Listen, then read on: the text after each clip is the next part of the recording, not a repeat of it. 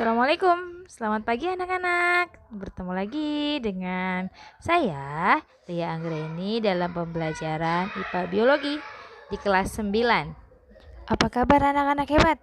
Semoga kita semua dalam keadaan sehat ya. Amin. Sudah absen semua? Kalau belum, jangan lupa absen ya. Nah, sebelum kita mulai pembelajaran, mari kita berdoa menurut agama dan kepercayaan masing-masing. Berdoa dimulai. Berdoa selesai. Tujuan pembelajaran kita hari ini ada 3. Kalian bisa baca sendiri ya. Sebelum kita masuk ke materi, yaitu sistem reproduksi, menurut kalian bagaimana sih pola hidup yang menunjang kesehatan reproduksi kita? Kalian bisa jawab di komen umum Classroom ya. 3 jawaban yang tepat, orisinil, dan cepat akan mendapatkan tambahan nilai dari saya. Kita mulai pembelajaran ya. Nah, kalian bisa melihat video sistem reproduksi pria dan wanita yang saya tampilkan berikut ini ya. Setelah menyaksikan videonya, kalian bisa membuat resume atau catatan di buku catatan kalian ya. Selamat menyaksikan.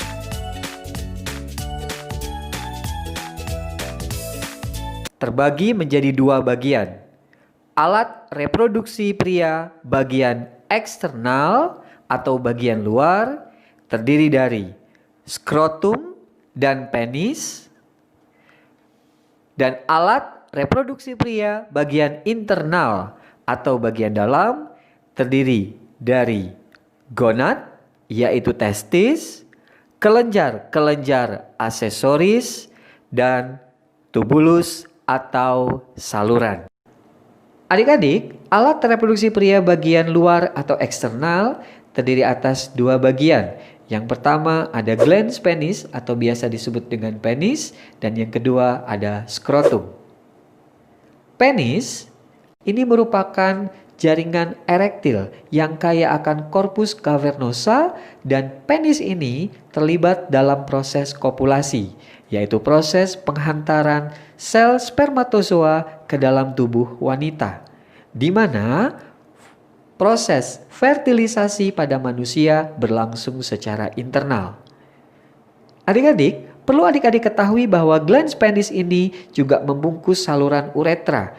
Saluran uretra ini kan saluran muara terakhir dalam proses reproduksi. Skrotum.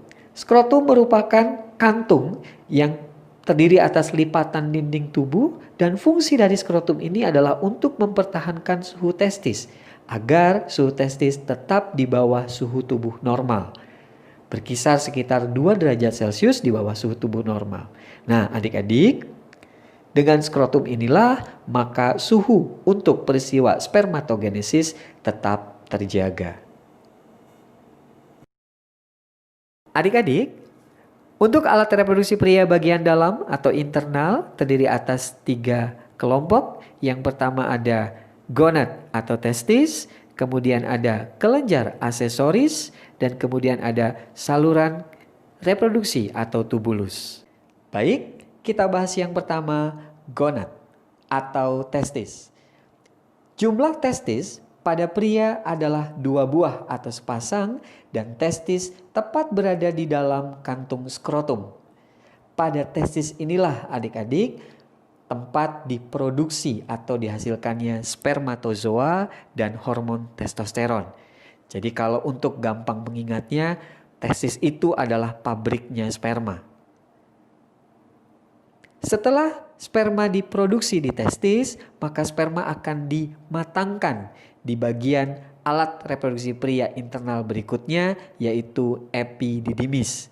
Epididymis merupakan saluran yang bergulung-gulung yang panjang yang berfungsi untuk pematangan sperma dan juga penyimpanan sperma untuk sementara waktu. Setelah sperma diproduksi dan dimatangkan, sperma akan keluar melalui saluran sperma atau yang dikenal dengan istilah vas deferens. Saluran sperma ini menghubungkan antara epididymis menuju ke kelenjar aksesoris.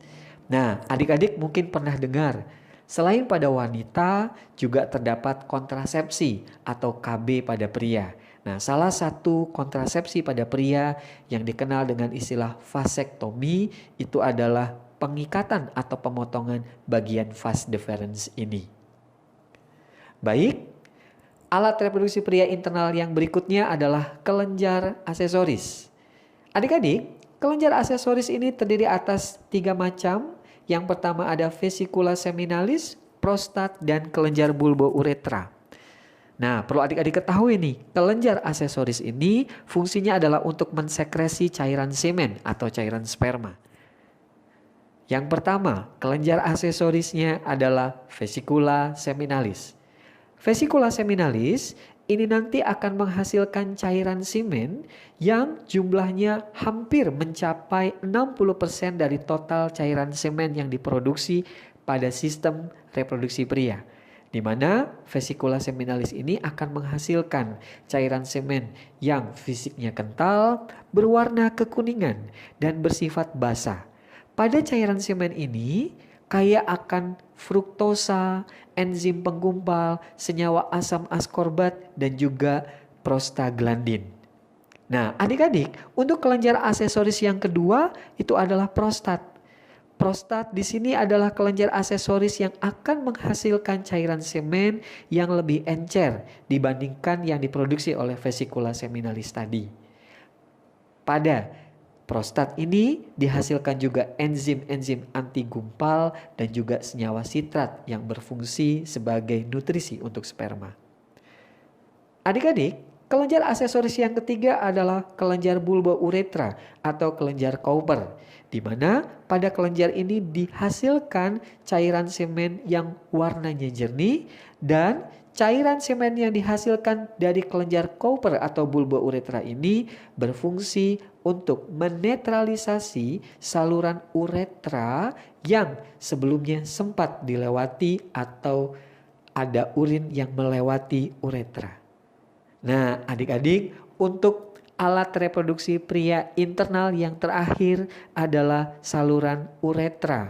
Saluran terakhir atau muara terakhir tempat keluarnya saluran untuk reproduksi dan juga sekaligus untuk ekskresi.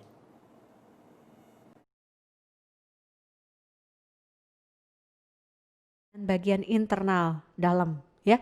Nah, untuk bagian luar yang eksternal kita akan kenalan dulu ada sebuah nama bernama vulva. Nah, ternyata vulva ini adalah muara dari 2 saluran. Jadi ada di situ keluar dari saluran urin juga termasuk vagina ya. Nah, vagina sendiri nanti akan dilindungi oleh labia atau bahasa Indonesianya bibir ya. Nanti ada yang disebut dengan labia minora dan labia mayora. Nah, di ujung depan vulva inilah terdapat istilah klitoris. Di sini si klitoris ini banyak sekali saraf-sarafnya ya. Jadi sangat sensitif untuk yang perempuan. Dan adik-adik sekalian, saya titip pesan buat kamu semua. Sekali lagi, topik ini bukan topik porno aksi, pornografi, ini adalah topik biologi nyelamatin ujian nasional. Oke? Nah, oke, adik-adik, nah sekarang kita akan lihat bagian yang paling sering keluar di ujian nasional yang tadi kakak sebutkan di awal, pakai gambar ya. Alat reproduksi internal pada wanita, kita mulai dari sepasang ovarium.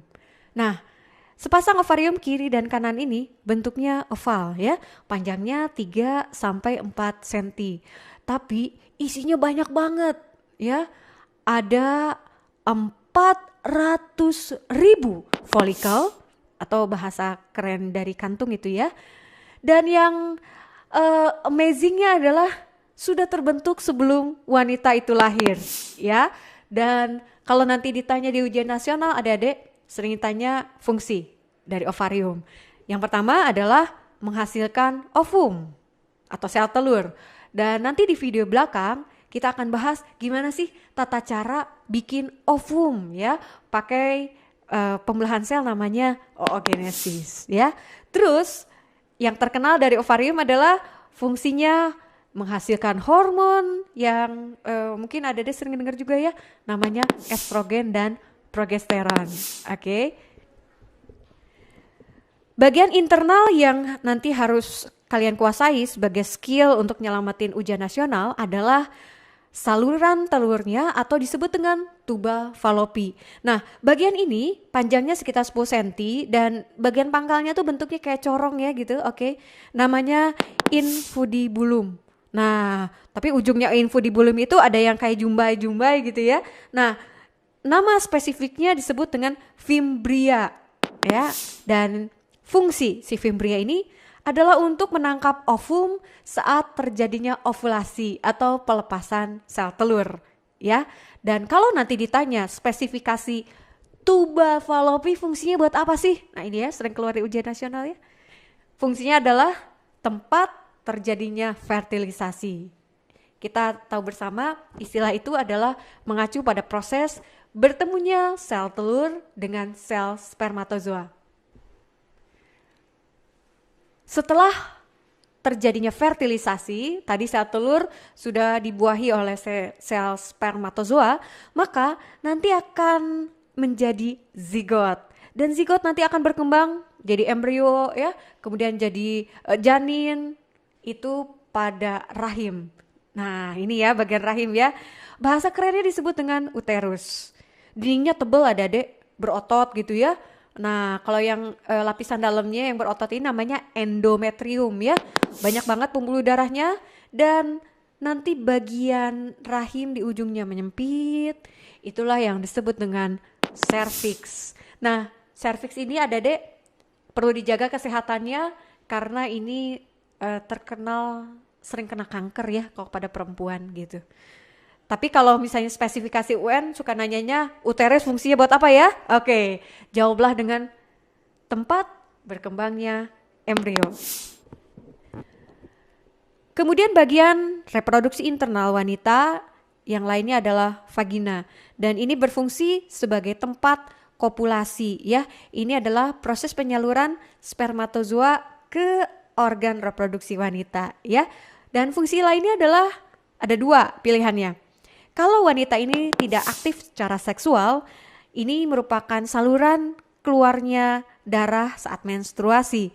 Tapi kalau wanita ini aktif secara seksual, kemudian hamil gitu ya, nah inilah saluran yang menjadi tempat saat bayi lahir. Seperti tadi saya